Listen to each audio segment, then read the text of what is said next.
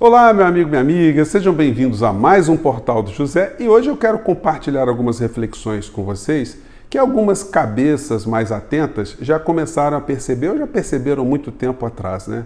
É o presidente da República o único responsável pelas tragédias que nós estamos vivendo no nosso país? Se substituirmos essa figura, os nossos problemas se resolverão ou estruturas que sustentam esse governo e que tiram proveito da figura, que funciona como uma espécie de fantoche, vão permanecer no poder e estruturas continuarão a atuar contra a maioria do povo brasileiro? Bom, eu tenho certeza que você já identificou algumas respostas enquanto eu estava fazendo a pergunta. E você que está chegando agora, se inscreva, venha fazer parte aqui do nosso portal, assista os nossos outros vídeos, compartilhe com seus amigos, dê joinha e não esqueça de mandar os seus comentários, porque aqui são sempre lidos e são sempre considerados. Gente, vamos seguir em frente. Os historiadores do futuro, quando eles observarem o que aconteceu nesse período aqui no nosso país, eles vão ficar estupefatos com o fato da nação ter assistido de uma forma muito calma o genocídio que foi perpetrado aqui no país. Por que o povo brasileiro não reagiu?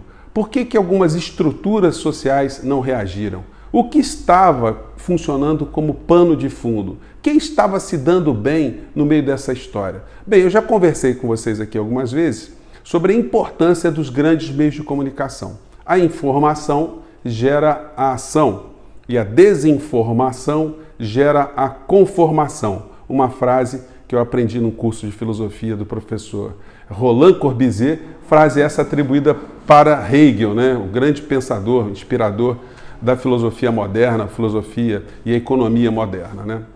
E quando a gente se debruça sobre esse episódio, a gente começa a entender o que está acontecendo no Brasil. Se as estruturas de comunicação, elas não revelam para o povo isso que eu falo com vocês todos os dias, que alguns canais também falam, os erros, as incongruências, as corrupções morais, as corrupções éticas, a compra de votos, enfim, se isso não é esmiuçado o tempo todo, as mentiras do presidente, as falsidades, os crimes cometidos pelo clã, enfim, se isso tudo não é revelado o tempo todo, se nós temos muito mais espaço nas programações, há programas popularescos, há programas de inutilidades, há reality shows, como é que o povo que não tem acesso à educação formal, a grande maioria do povo, não só no Brasil, mas outros países também em desenvolvimento, como é que o povo desenvolve uma consciência crítica? Então a gente assiste esse genocídio aqui no nosso país.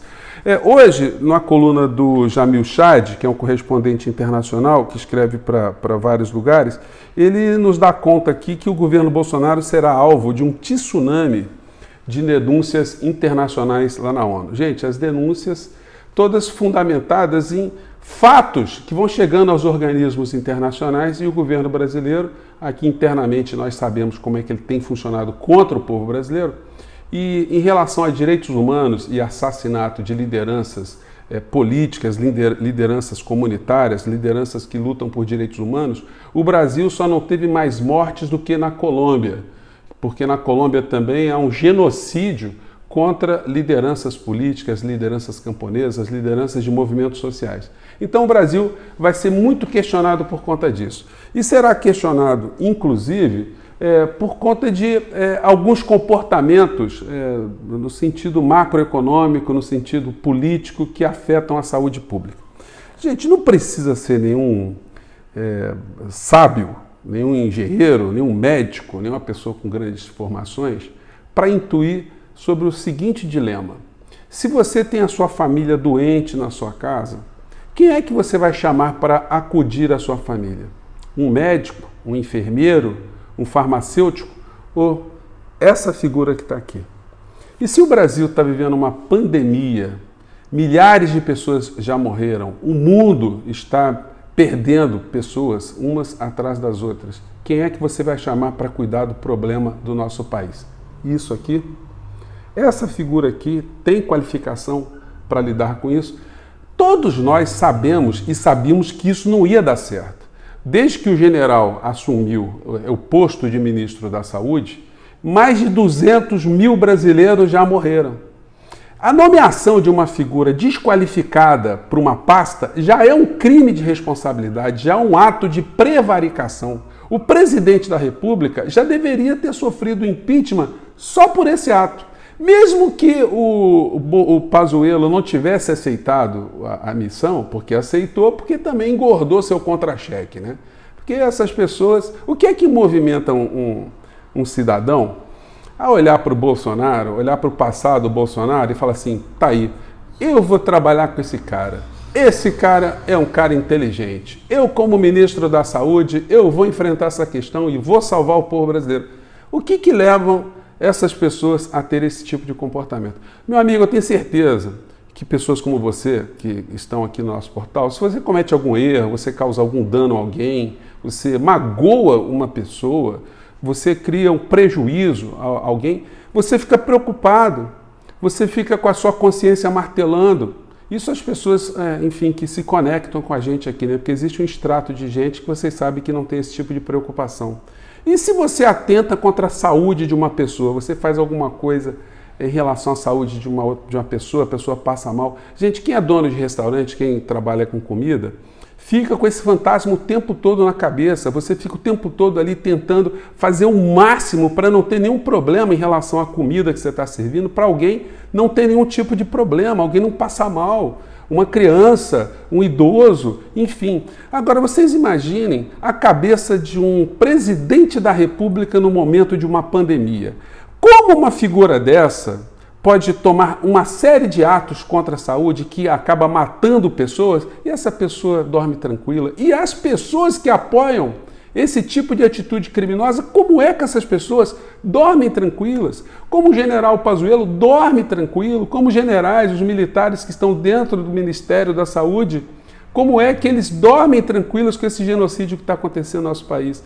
Então a ONU vai para cima dessa gente e nós vamos ter que aguardar também muitos desdobramentos internos até o presidente sair do governo, porque ele está blindado, né, por conta do cargo.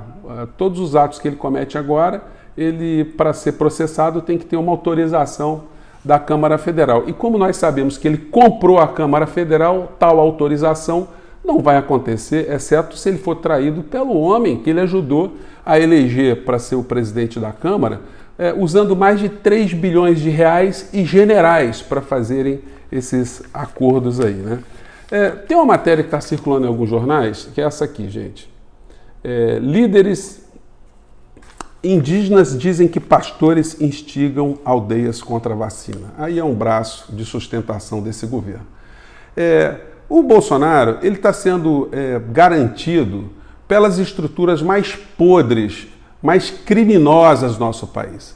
O sistema financeiro está feliz com o Bolsonaro. Eles aprovaram agora a autonomia do Banco Central. Os grandes meios de comunicação, que são porta-vozes dos grandes grupos transnacionais, estão felizes, porque cada vez mais o Estado está sendo encolhido. Estão cortando direitos dos trabalhadores, direitos de aposentados, diminuindo o tamanho da máquina pública, investimentos públicos em saúde, educação, saneamento básico, e o orçamento do Brasil sobra para girar mais dinheiro para dentro do sistema financeiro, para os bolsos e os cofres de bancos privados. Então eles estão felizes. E existem estruturas que sobrevivem às custas de miséria, da ignorância, e um povo que está desesperado e que não consegue encontrar na realidade política razões para a sua tragédia pessoal, começa a acreditar que isso é problema de Deus, ou que Deus que está querendo isso, ou Satanás, o capeta e por aí vai.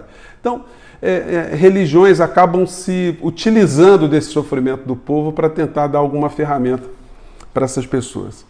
E o que está acontecendo no Brasil é o seguinte, que cada vez mais algumas agremiações funcionam como uma espécie de holding, onde eles podem entrar, onde eles puderem penetrar para conseguirem algum tipo de ganho, eles vão fazer isso. E eles estão se expandindo e vão indo para dentro das tribos indígenas. O relato aqui é muito sério, isso aqui vai parar na ONU também. Diz aqui um dos entrevistados, que é um líder indígena, ele diz o seguinte: não está acontecendo em todas as aldeias, ou seja, os índios que estão reagindo contra a vacina, né, não querem vacina. Só naquelas que tem missionários ou capelas evangélicas, onde pastores estão convencendo as pessoas a não tomar vacina porque elas vão se transformar em jacarés e outras ideias malucas, disse ele. Os líderes tribais culpam o presidente Jair Bolsonaro e alguns de seus apoiadores da comunidade evangélica por instigarem o ceticismo sobre vacinas contra a Covid, apesar do grande número de mortes no país, atrás somente dos Estados Unidos. Então, gente, essas estruturas desses picaretas, falando português claro, também estão se dando bem com o governo Bolsonaro. Uma das figuras aí que é responsável por estar aí entre os índios de algumas comunidades é essa figura aqui. O Valdemiro Santiago, que apoia o governo, que tira proveito da ideologia praticada por esse governo e de vez em quando está lá com o presidente com ele para cima e para baixo. O Valdemiro, se você que ficou com a gente aqui até agora, eu vou compartilhar com vocês a seguinte cena. Isso aqui é ele numa tribo Xingu. Essa aqui é a esposa dele, ajoelhada. Eu vou mostrar para vocês uma cena aqui. Tentando exorcizar, tirar demônios dos índios. Vários índios aí pintados. Enfim, ela meteu um cocá na cabeça também. Ela estava com óculos escuro grande, tirou. E o discurso é esse aqui. Parece aquelas dublagens, né, de série trash, de série de quinta categoria. Vejam e observem só a sinceridade da esposa do impoluto Valdemiro, vendedor de feijão. Vamos lá. Porque somente o Senhor, com tão grande amor, pode tocar e abençoar, tocar e repreender essas diarreias que têm afetado essas crianças, essa febre maldita, essas dores. Meu Deus. Bom, aí um pouquinho mais à frente, vou colocar aqui, vamos ver aqui, o momento que o pastor ele vai conclamar os índios aí a expulsarem os demônios, que foram lá na tribo Xingu, né? Os demônios demoraram muito para chegar lá, mas chegaram agora, né? E aí o pastor foi atrás dos demônios que foram atingir os índios, né? Gente, vejam se isso não é uma coisa para prender o indivíduo. Vamos lá. Enfermidade, dores, miséria, espíritos maus, em nome de Jesus, saiam, joga as mãos e diga, saia, em nome de Jesus, amém.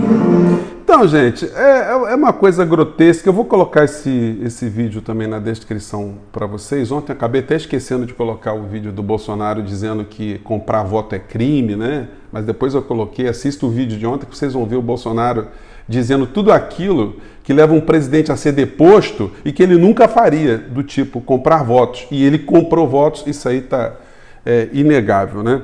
Então, gente, esse tipo de estrutura vai tirando proveito. Não é à toa que o presidente da República nomeou para ser o ministro da Cidadania, o que vai controlar a distribuição de Bolsa Família, uma pessoa que é o principal membro dentro do Congresso Nacional da Igreja Universal do Reino de Deus, do Bispo Macedo. Agora, vocês conseguem imaginar a lisura, a moralidade, a ética sendo respeitada por esse pessoal na distribuição de cestas? Essas pessoas, de repente, vão falar para os seus atendidos que tipo de mensagem? Imaginem só a promiscuidade que esse tipo de situação gerará. Porque esse cara foi colocado como ministro da Cidadania, não foi à toa, né, gente? Não foi à toa. São uma bancada de 30 deputados ligados à Igreja Universal do Reino de Deus, do Bispo Macedo, que de vez em quando também está colocando ali um óleo, está dizendo que o Bolsonaro vai arrebentar. Já coloquei esse vídeo aqui para vocês. Então tem muita coisa para a gente fazer no Brasil. A notícia boa, para finalizar o nosso papo aqui, é que o canal Terça Livre tentou burlar o YouTube mais uma vez e foi retirado do ar. Essa gente é muito perturbada, mas eles são muito ignorantes juridicamente também. Contrataram um advogado, a advogada entrou com uma ação tentando fazer com que eles recuperem o direito deles entre aspas, de voltar a dizer o que eles quiserem dentro do YouTube. Gente, o YouTube é uma empresa privada. Uma empresa privada, ela tem a garantia constitucional no nosso país que ela pode usar as suas regras e aceitar os tipos de clientes, vamos dizer assim, de sócios que quiserem. Se o sócio não se comportar bem, ele é colocado para fora como em qualquer clube, qualquer condomínio, qualquer organização social, e não é diferente. Se eles conseguissem o direito, entre aspas, de entrarem no YouTube para falarem o que quiser, então a gente está diante também da possibilidade do nosso portal aqui conseguir também espaço em alguma televisão para colocar as nossas ideias. Por que não? E até as televisões privadas, elas teriam muito mais dever de abrir espaço porque são concessões públicas. Então estou aguardando com muita atenção como a justiça brasileira vai se comportar nessa história. Pessoas que cometem crimes através da internet têm o direito de permanecerem em canais privados que querem excluir pessoas que têm esse comportamento? Bem, eu acho que a gente está avançando muito, mas é bom a gente nunca perder de vista que o presidente é um genocida, ele é o principal responsável, mas ele tem muitos cúmplices e muitos sócios no meio dessa história. Gente, eu fico por aqui, um grande abraço e até o nosso próximo encontro. Tchau.